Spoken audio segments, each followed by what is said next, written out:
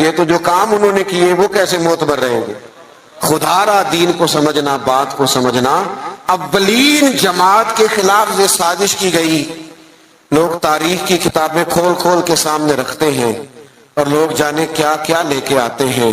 میں نے تو اللہ کا قرآن پڑھا ہے، رب قرآن مجید میں فرماتا ہے محمد الرسول اللہ والذین معہ اشداء علی الکفار، فرمایا محمد صلی اللہ تعالی علیہ وسلم اللہ کے رسول ہیں اور ان کے جو ساتھ لوگ ہیں وہ کافروں پر سخت ہیں۔ رحماء بینہم، آپس میں تو بڑے رحم دل ہیں۔ تو اللہ کا قرآن کہہ رہا ہے وہ آپس میں رحم دل ہیں، وہ آپس میں پیار کرنے والے ہیں، وہ ایک دوسرے کا احترام۔ اللہ کا قرآن کہتا ہے رحماء بینہم۔ میرا خیال ہے جب قرآن کی آیت سامنے آ جائے تو پھر تاریخ کی کتاب کی تو ضرورت نہیں رہتی، پھر تاریخی حوالوں میں الجھنے کی حاجت ہے۔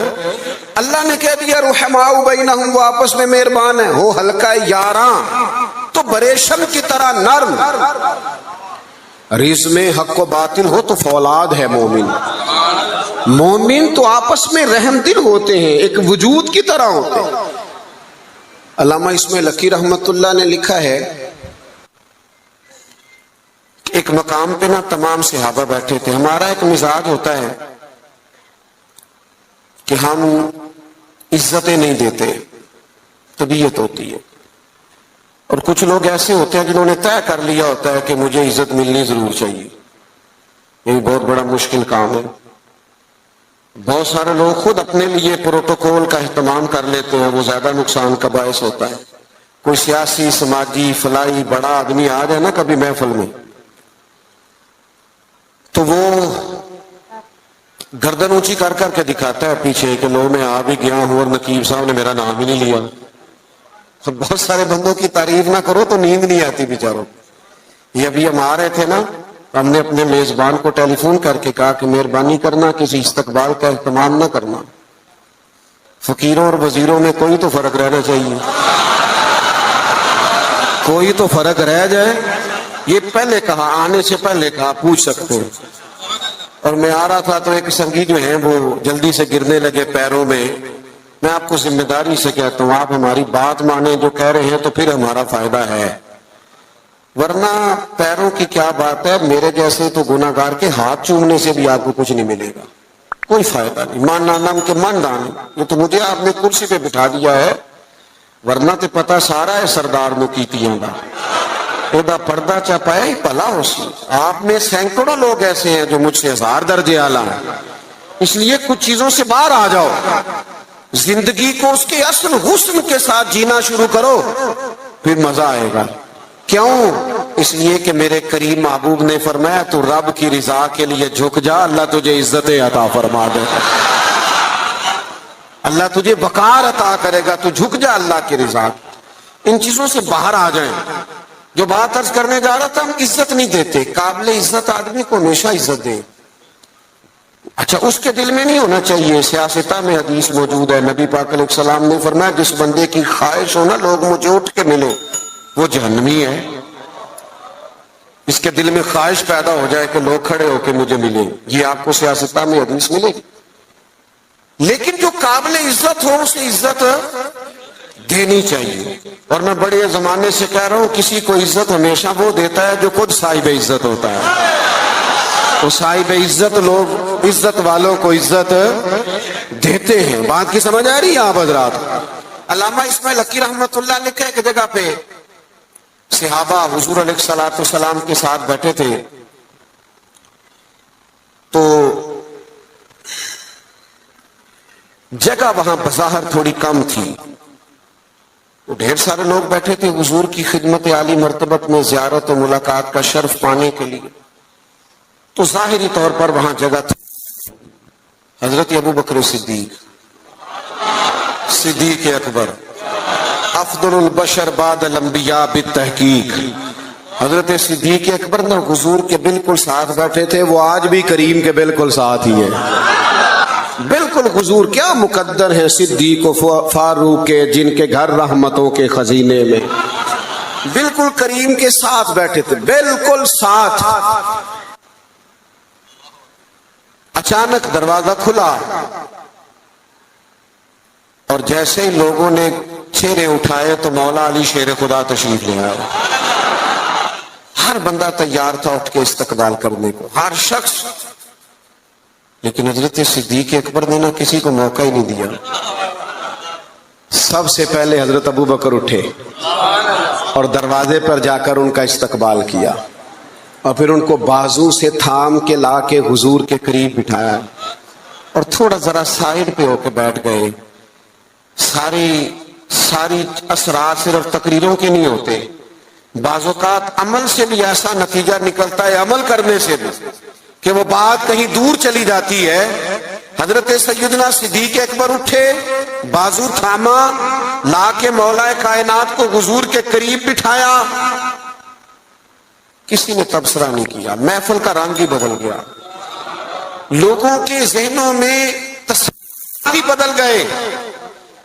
جب کیفیت اور ہو گئی تو اور کیا تبصرہ کوئی کرتا. میرے کریم بولے اور حضور فرمانے لگے، دیکھا تم نے میرے ابو بکر نے کیا کیا ہے؟ تم نے غور کیا میرے صدیق نے کیا کیا ہے؟ پھر حضور فرمانے لگے، عزت والا ہی کسی کی عزت کو پہچانا کرتا.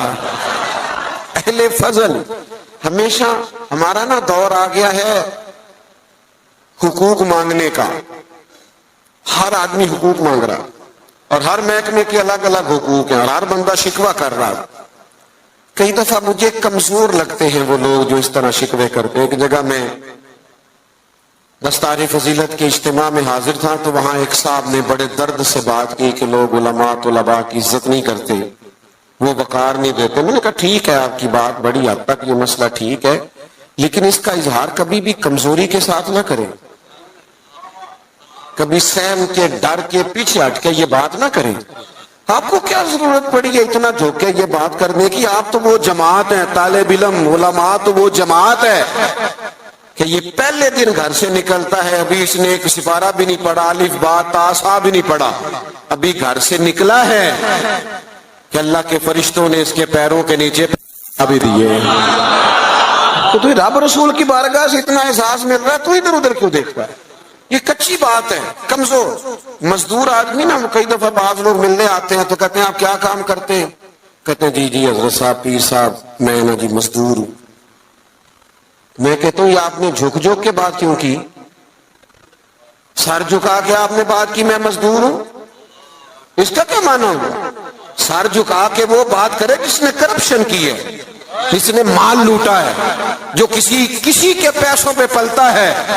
تو محنت کر کے دو ہاتھوں سے کما کے کھاتا ہے، تو سر اٹھا کے جیا کر.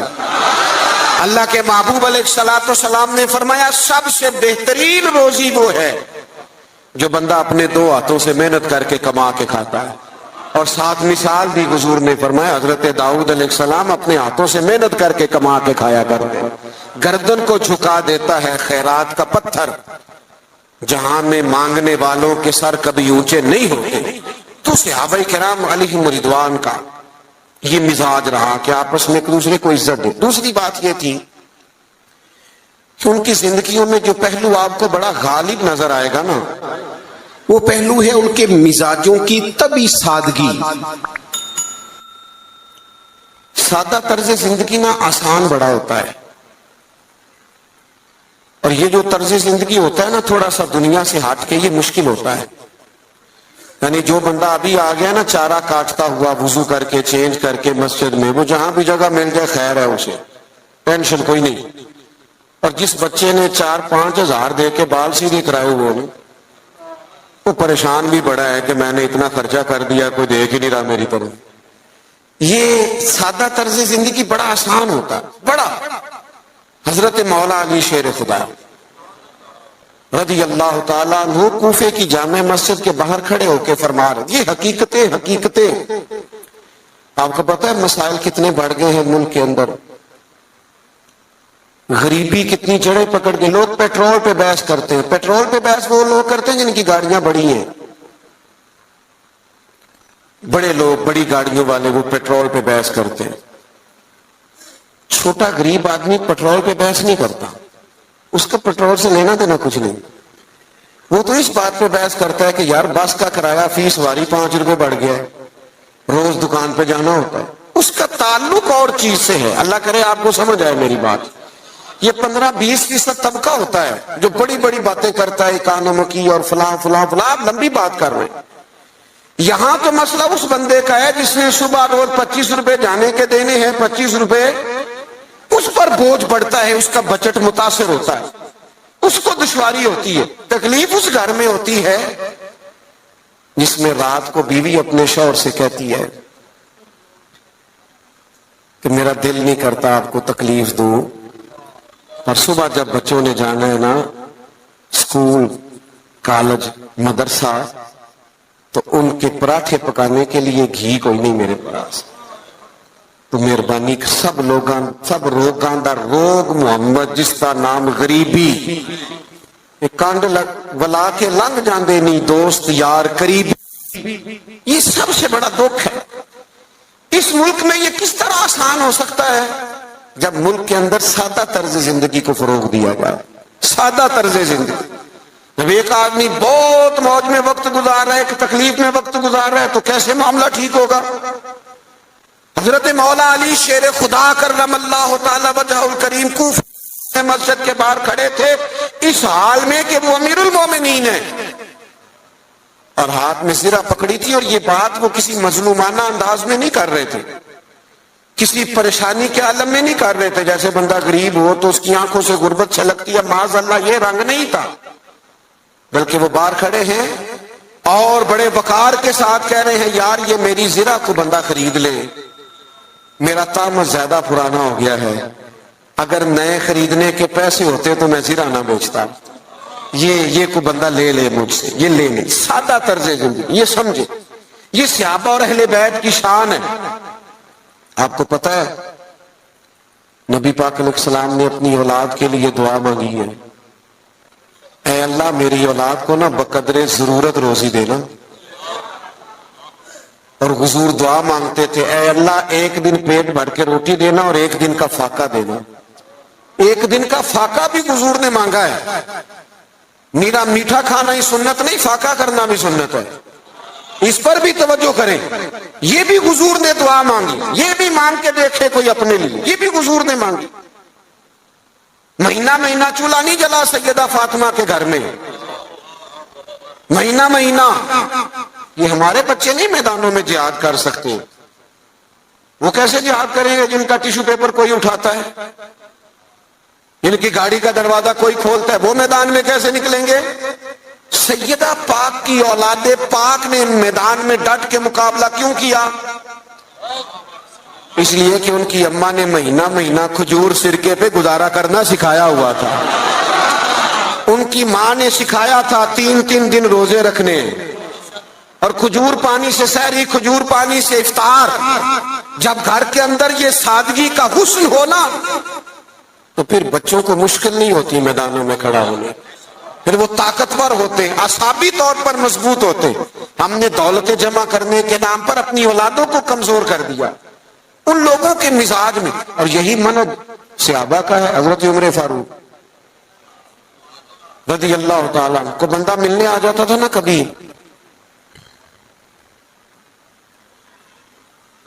تو پوچھتا تھا تمہارے بادشاہ کا محل کہاں ہے؟ تو صحابہ فرماتے تھے ان کا محل کوئی نہیں, وہ یہیں تھے, کبھی مسجد میں مل جائیں گے. اور جا کے پوچھتے تھے جناب امیر المومنین کہاں؟ تو مسجد والے کہتے تھے یہیں تھے, کہیں باہر نکل گئے.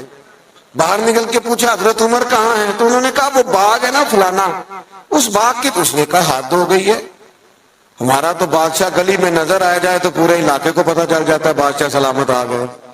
اور یہاں عجیب منظر ہے کہ امیر المومنین اور 22-24 لاکھ مربع میل کی حکومت, یہ سادہ طرز زندگی اسی کسے دے کچھ بھی نہیں لگتے.